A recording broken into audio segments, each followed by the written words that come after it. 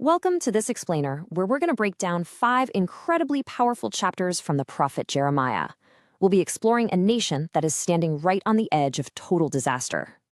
And really, this is the central question that Jeremiah forces us to confront as he delivers this series of stark, unavoidable warnings to the people of Judah.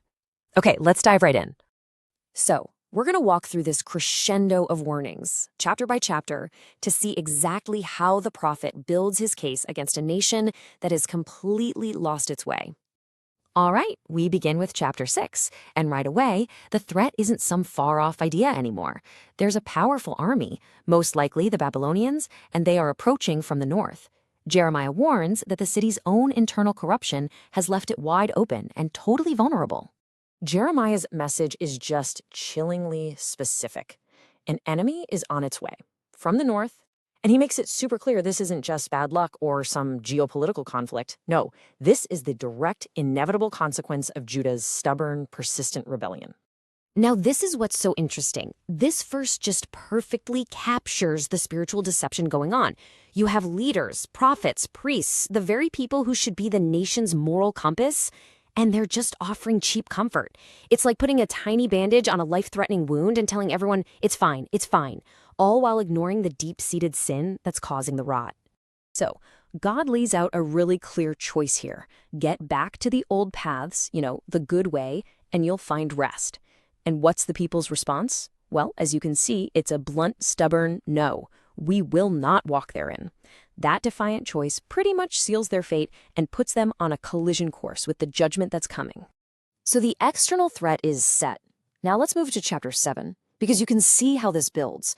Jeremiah shifts his focus from the army outside the walls to the sickness inside, at the very heart of the nation's spiritual life, the temple itself. And this right here, this is the core diagnosis in Jeremiah's famous temple sermon. See, the people were using the temple like some kind of good luck charm, a magical shield, thinking that their rituals would save them, even while they were living lives filled with complete injustice. You can almost hear them chanting it, can't you? They genuinely believed the physical building, the institution, would protect them no matter what they did. And Jeremiah just cuts right through it, calling it what it is, lying words. Their trust was in a building, not in the God that building was supposed to honor. And this is so crucial. God makes it crystal clear. True worship isn't about rituals or just showing up to the right place. It's about justice. It's about compassion for the most vulnerable people in society. It's about genuine, wholehearted obedience. He's saying your actions matter so much more than your ceremonies. The building means nothing if your heart is corrupt. So if their religion is just an empty shell, what does that do to the soul of a nation?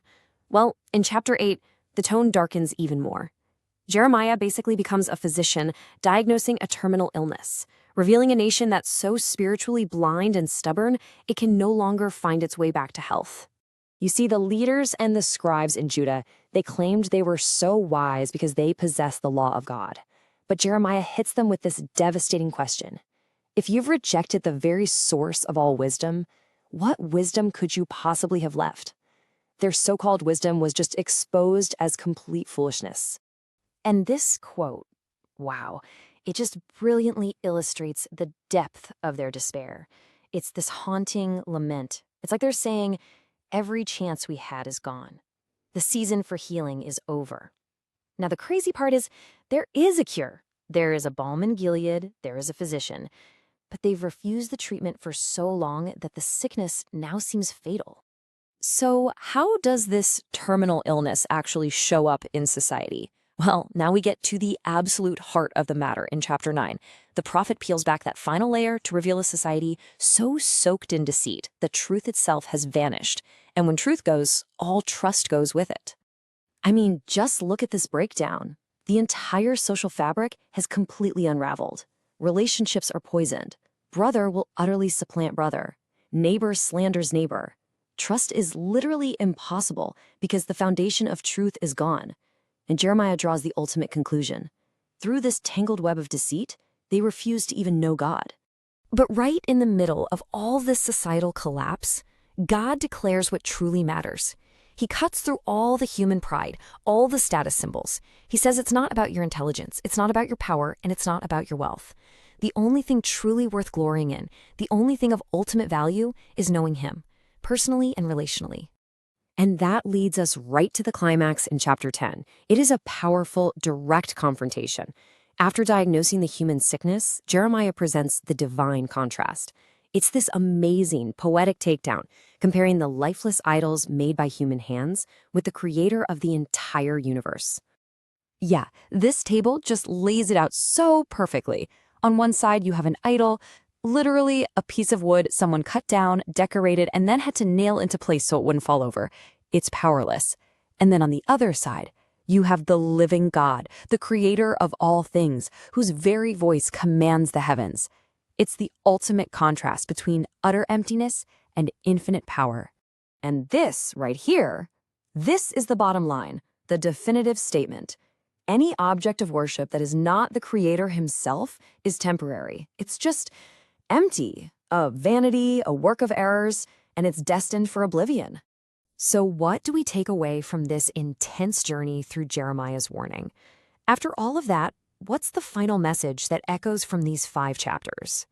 When you put them all together, these chapters build this powerful escalating case. It all circles back to our initial question, doesn't it? What happens when a society believes its own lies?